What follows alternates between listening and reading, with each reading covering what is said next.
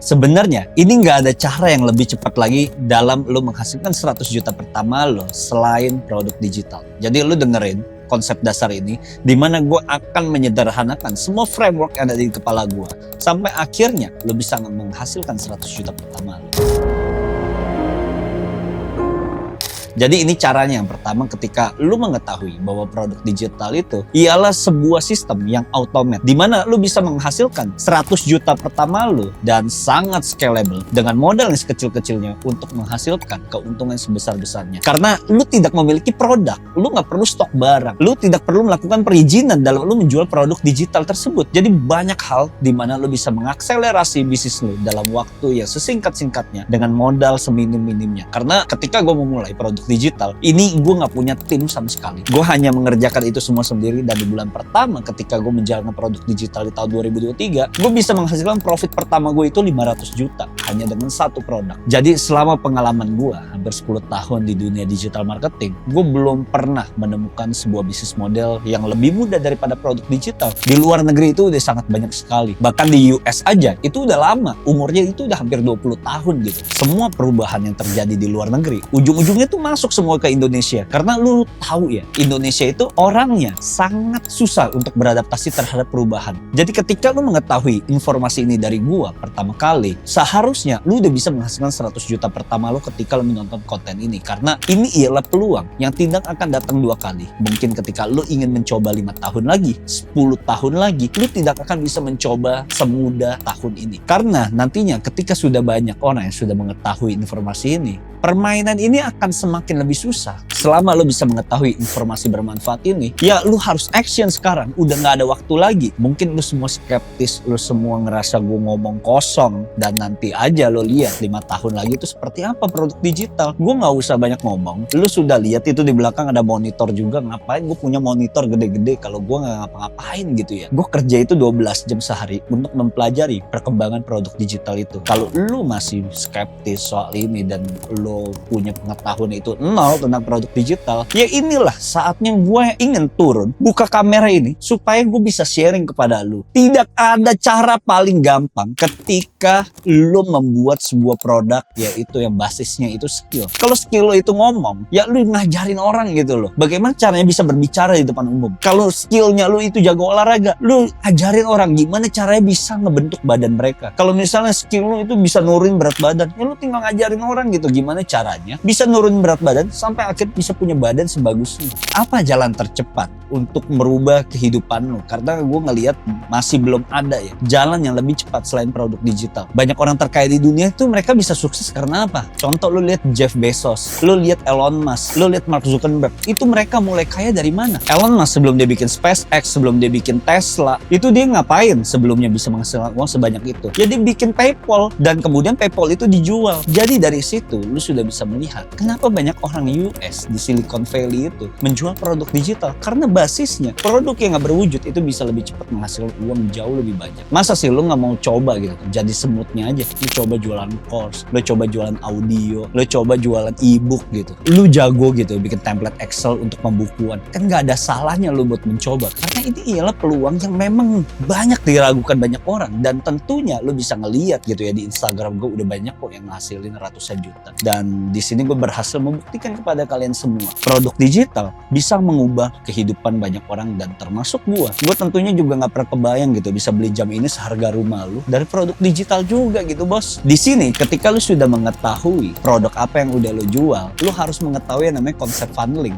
Ketika lu sudah memahami konsep funneling itu ada namanya attention, interest, desire, action, atau biasanya orang menyebutnya konsep awareness, consideration, action. Nah di situ ialah konsep funneling, di mana orang yang tadinya nggak tertarik sampai akhirnya dia mempertimbangkan dan sampai akhirnya dia membeli sebuah produk tersebut. Ini basisnya akan masuk ke customer behavior. Bagaimana orang merasa ke-trigger dengan apa yang lo tawarkan. Karena kalau lo tidak memahami yang namanya konsep funneling ini, mau jualan apapun, lu tidak akan bisa berhasil. Karena selama ini ketika gue masuk ke produk digital, gue harus belajar sedalam mungkin konsep funneling itu. Jadi bukan hanya sekedar gue lihat dashboard, KPI-nya gimana, CPM berapa, CPR berapa, purchase berapa. Enggak begitu, bos. Gue paling mendalami customer behavior itu. Orang ini atensinya lagi kemana sih? Sentimennya lagi kemana? Bagaimana caranya kita bisa merangsang otak manusianya itu sendiri? Karena tujuannya, kenapa di situ gue selalu sebut ke member-member gue selalu bilangin, lu fokus tuh jangan ke dashboard, lu fokus ke audiensnya. Karena percuma kalau misalnya lu fokus ke dashboard, audiensnya nggak tertarik sama produk lu, ya nggak ada gunanya juga hasil matriks itu. Karena kalau misalnya lu bisa fokus ke customer behaviornya, lu bisa menghasilkan sales. Lu juga udah harus tahu nih marketnya itu arahnya kemana. Kalau lu udah tahu marketnya arahnya kemana, baru lu bisa menghasilkan sales. Nah, setelah lu sudah masuk yang namanya funneling, lu juga udah mempersiapkan yang namanya website. Lu bikin websitenya, lu bikin landing page-nya, lu bikin sebagus mungkin sampai akhirnya orang itu juga bisa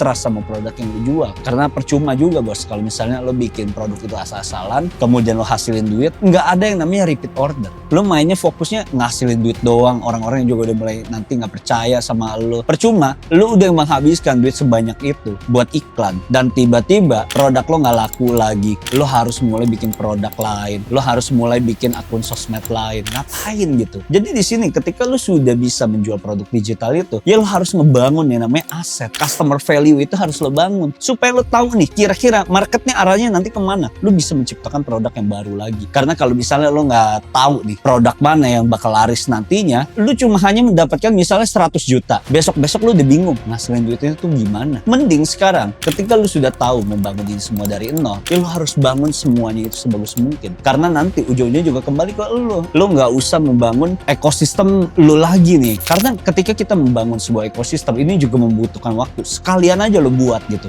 Jangan buat itu berkali-kali. Karena ketika lu membuat berkali-kali, artinya uang yang lu keluarkan ini enggak menyeluruh gitu untuk ekosistem lu. Jadi ketika lu ingin buatlah semaksimal mungkin. Karena gue ketika membangun sebuah produk digital, membuat produk digital, gue juga harus memberikan value ke customer gue. Kalau tidak ada value dan value-nya itu tidak melebihi harga, lu tidak akan bisa menghasilkan 100 juta pertama lu. Jadi ketika lu ingin menjual produk digital, apapun produknya yang nanti lu jual, lu harus bisa memberikan value ke customer lu. Karena manusia itu akan ke-trigger ketika dia bisa melihat value-nya ini yang bisa dia dapatkan lebih banyak daripada spending uang yang mereka keluarkan untuk belajar dan mendapatkan informasi dari lu. Makanya nih sekarang buat lu semua yang ingin memulai belajar dari produk digital, gue sudah jelasin step by step-nya, gue sudah jelasin apa itu produk digital, bagaimana caranya lu menemukan produk lu, bagaimana caranya lu memahami yang namanya funneling, dan lu harus belajar beriklan. Mau beriklan itu di GMV Max, TikTok gitu ya, atau lu belajar Meta Ads, itu kembali kepada lu lagi. Karena jujur aja, gue nggak tahu lagi bagaimana cara kasih tahu lu kalau lu masih skeptis sama informasi ini. Karena hidup kita setiap tahun juga nggak semakin lebih gampang. Kalau lu pengen belajar produk digital, lu bisa pegang omongan gue, 5 tahun lagi nanti akan semakin rame, orang-orang juga udah pada main. Jadi selama lu masih baru menonton video gue dan baru mendapatkan mungkin dari YouTube ini, lu buruan mulai. Karena nantinya ketika lu sudah trial error dalam waktu beberapa bulan, nanti beberapa bulan kemudian dia juga ngasilin. Kenapa seperti itu? Karena semuanya juga butuh adaptasi. Member-member gue juga harus belajar. Sebulan 2 bulan mereka belajar sampai akhirnya di bulan ketiga juga hasil ratusan juta. Ini sebenarnya dari pengalaman gue